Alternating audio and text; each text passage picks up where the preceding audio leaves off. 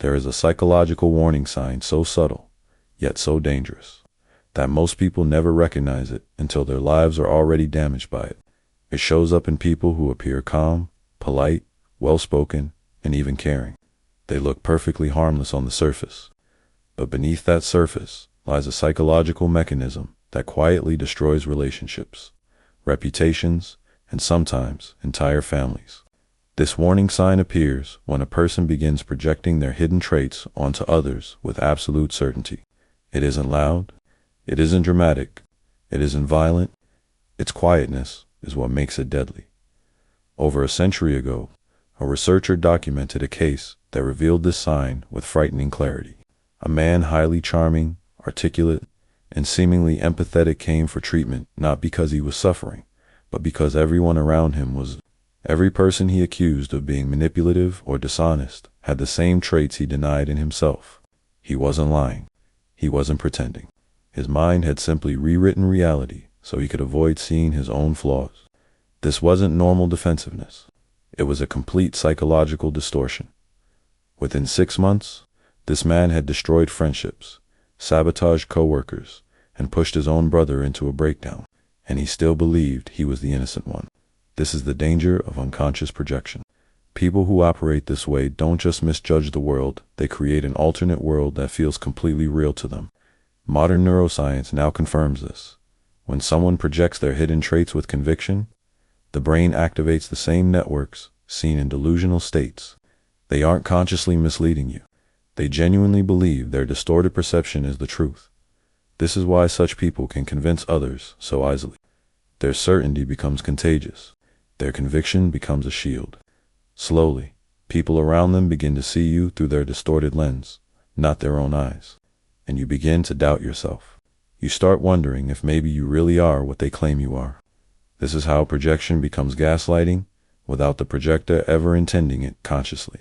The danger doesn't begin when they attack you. It begins when they believe with absolute certainty that their perception is objective truth. Ancient traditions warned about this long before psychology understood it scientifically. They spoke of the dark mirror, the mind reflecting its own impurities onto others. But modern psychology goes deeper. It shows that the person projecting becomes trapped in a self-reinforcing feedback loop. The more wrong they are, the more convinced they become. The less evidence they have, the more intensely they defend their belief. This psychological storm doesn't stay inside them. It spreads. They pull friends, coworkers, and family members into their distorted reality, and suddenly, you are dealing not with one person's projection, but in entire groups. This is called collective projection. It's when one person's distortion becomes the lens that everyone else unconsciously adopts. This is how good people get destroyed quietly, not through open conflict, but through the drip feed of distorted perception.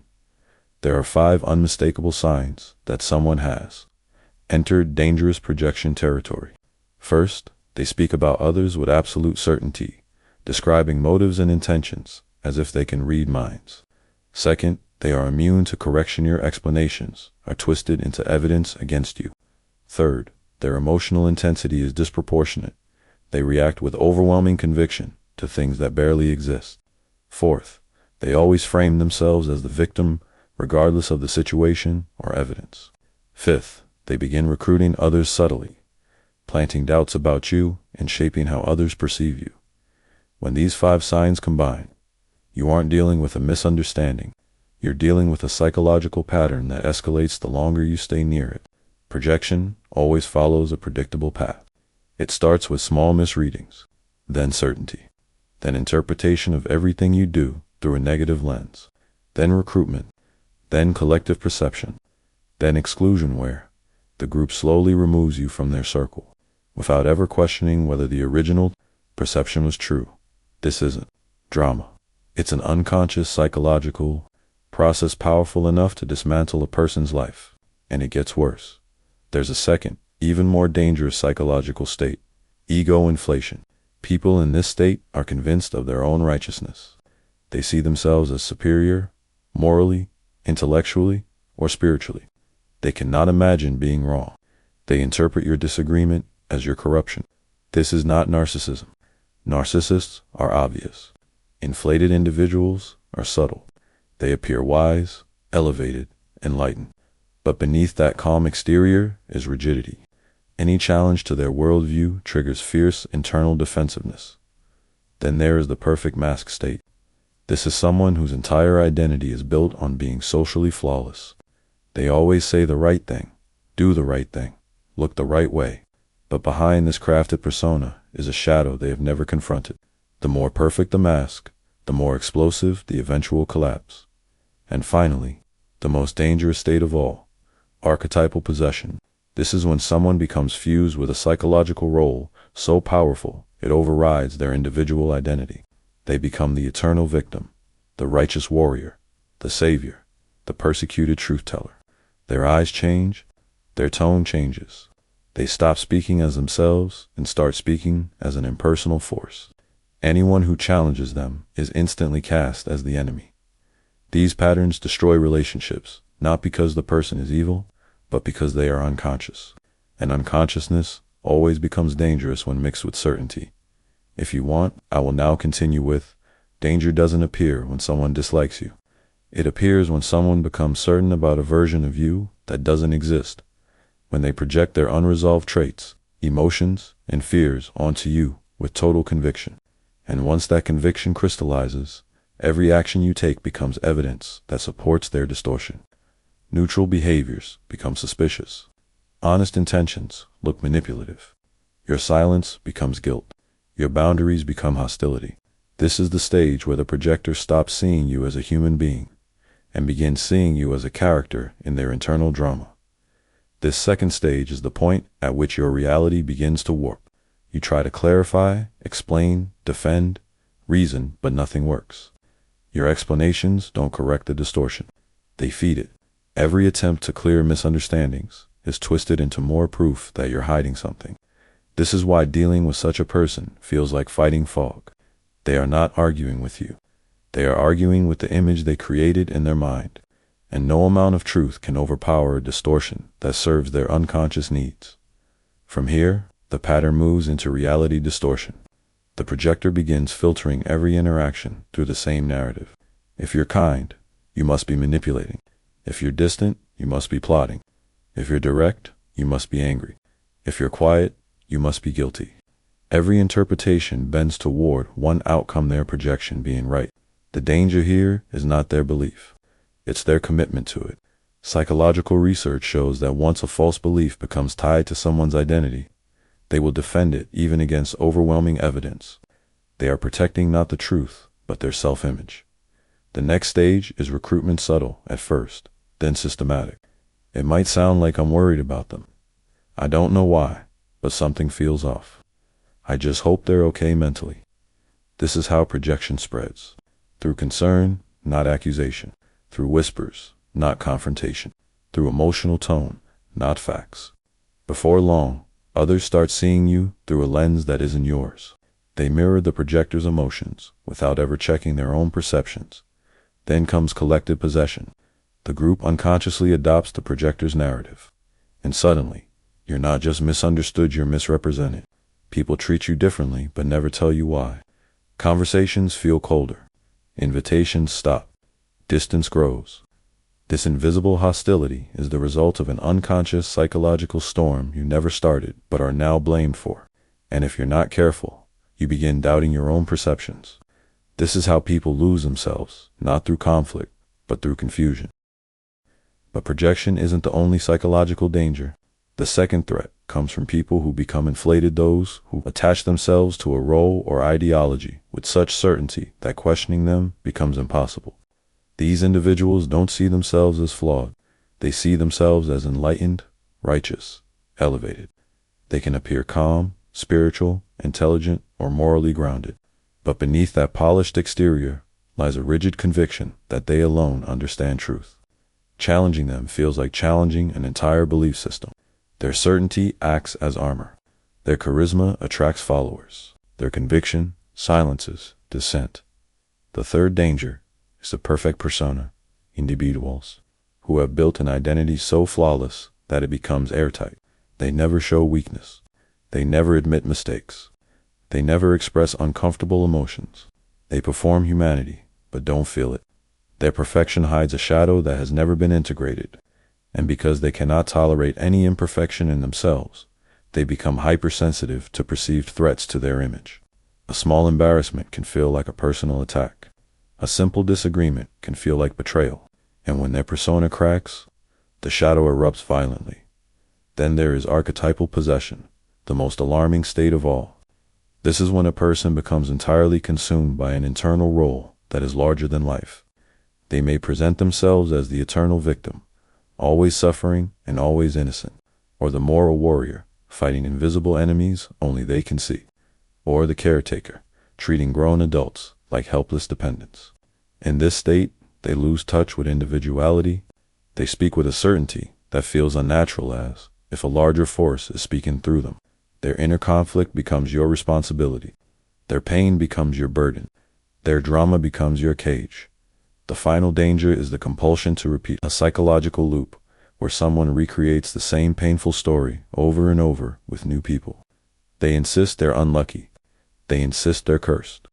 Yet the pattern continues because they unconsciously pull others into reenacting the same unresolved wounds.